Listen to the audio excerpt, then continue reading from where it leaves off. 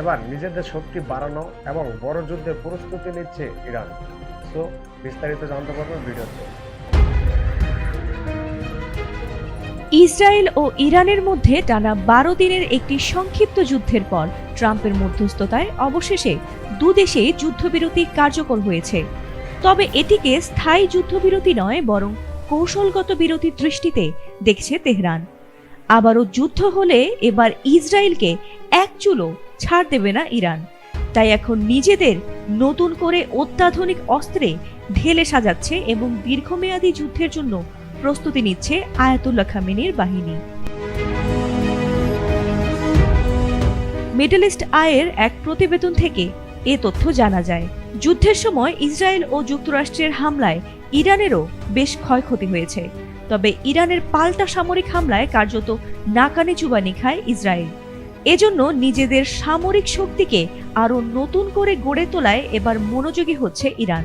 বিশেষ করে দেশটি স্বল্প ও মধ্যম পাল্লার ক্ষেপণাস্ত্রের মজুদ বৃদ্ধি, ফাত্তাহ ও খাইবার শেখান হাইপারসনিক ক্ষেপণাস্ত্রের মতো নতুন প্রযুক্তি যুক্ত করা এবং বিমান প্রতিরক্ষা ব্যবস্থাকে উন্নত করার উদ্যোগ নিচ্ছে বলে জানা গেছে।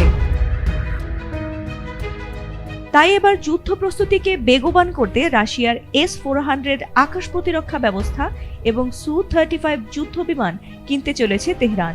পাশাপাশি চীনের J-10C ও পঞ্চম প্রজন্মের J-20 যুদ্ধ বিমানও তাদের বিবেচনায় রয়েছে। এ ধরনের অত্যাধুনিক প্রযুক্তি সংগ্রহ করে নিজেদের এখন সমৃদ্ধ করছে ইরান। এছাড়াও সামরিক প্রস্তুতির পাশাপাশি এখন আন্তর্জাতিক পর্যায়ে আইনি ও কূটনৈতিক লড়াইয়ের প্রস্তুতিও নিচ্ছে দেশটি। তারা ইসরায়েল ও যুক্তরাষ্ট্রের বিরুদ্ধে আন্তর্জাতিক বিচার আদালতে মামলা করার পরিকল্পনা করছে।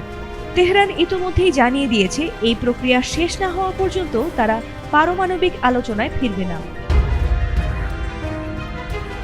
এছাড়া ইরান ইতোমধ্যে আন্তর্জাতিক পারমাণবিক শক্তি সংস্থার সঙ্গে সহযোগিতা স্থগিত করেছে। যুদ্ধের আগে গোপনে বিপুল পরিমাণ সমৃদ্ধ ইউরেনিয়াম নিরাপদ স্থানে সরিয়ে রেখেছে বলেও জানা গেছে, যা এখনও অক্ষত রয়েছে। তবে এই মজুদ ভবিষ্যতে তাদের কৌশলগত চাপের অস্ত্র হতে পারে বলে মনে করছেন আন্তর্জাতিক বিশ্লেষকরা।